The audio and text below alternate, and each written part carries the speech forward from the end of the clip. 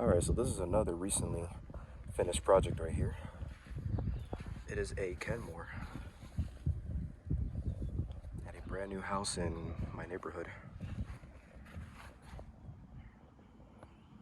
There's the reversing valve, it's a heat pump.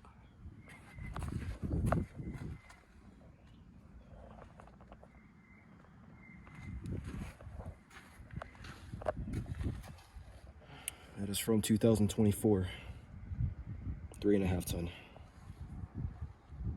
This is my second time seeing a 2024 unit.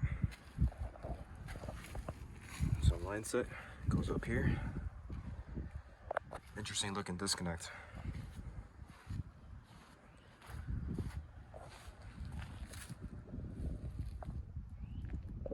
Very interesting brand right there.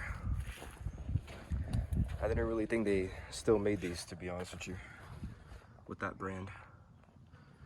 But yeah, that is a brand new 2024 Kenmore 3.5 ton heat pump. It's an unfinished house, but it's going there.